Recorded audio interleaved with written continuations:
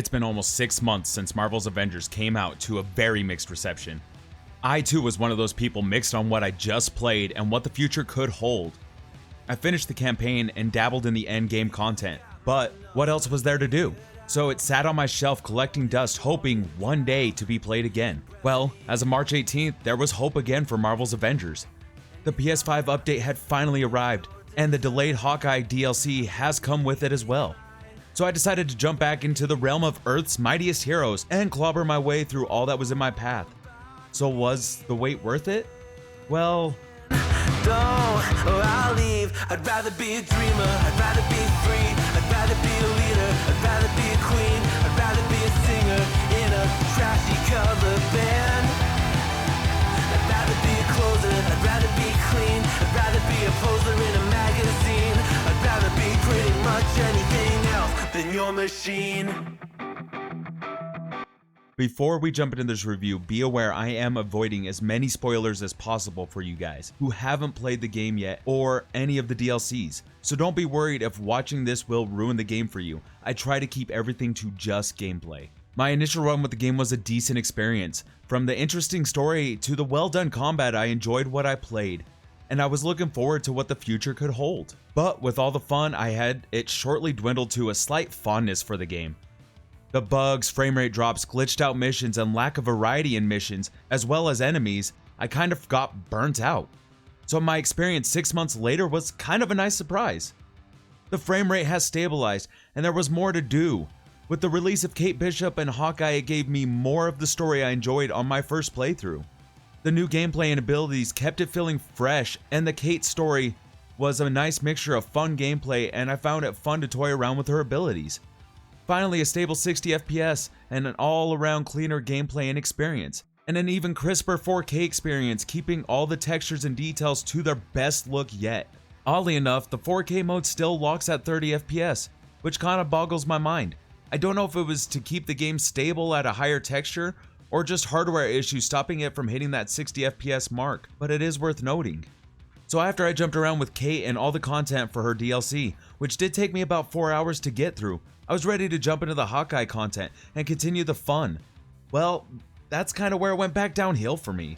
Hawkeye's DLC was fun but extremely short, 2 hours to be exact. As well as the cliffhanger ending and them adding characters such as Maestro, it kind of left me a little disappointed.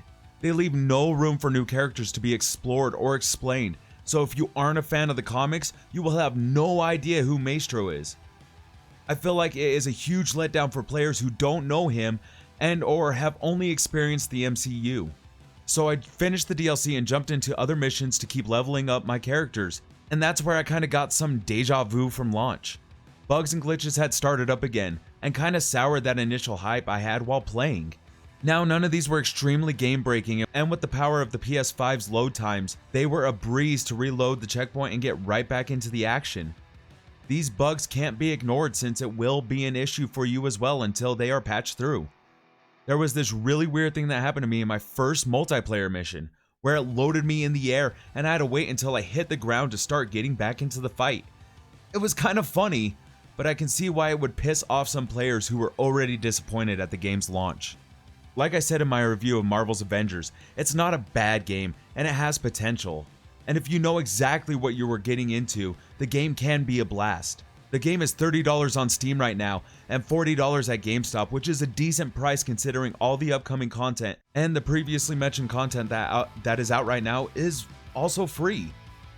There's also a roadmap for 2021 showing more content coming within the next couple of months, as well as the next expansion of Black Panther and more story content. I feel like this is a good step forward, but just like the first launch of the game, you might find yourself wanting more and stepping away for another 6 months. I liked what I experienced even with its shortcomings, and I think the future could be bright if they flush out the vision they have for the game. But until they can flush out that vision, we might be waiting for more.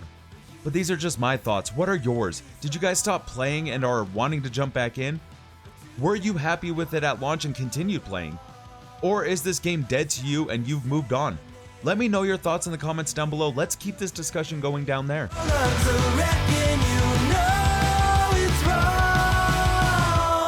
Alright guys, thank you for making it to the end of the video. If you guys missed my Marvel Avengers review, I'll put it in the description down below. If you guys enjoyed this video, please think about giving it a thumbs up, subscribing to the channel, turning on those notifications so you know when the next video comes out. I do new videos here on YouTube at least once a week, as long as we can have it about gaming, game reviews, game news, game discussions, gameplay even. We're doing it here. Also, if you guys would like to join me, I do stream every Monday, Wednesday, and Saturday.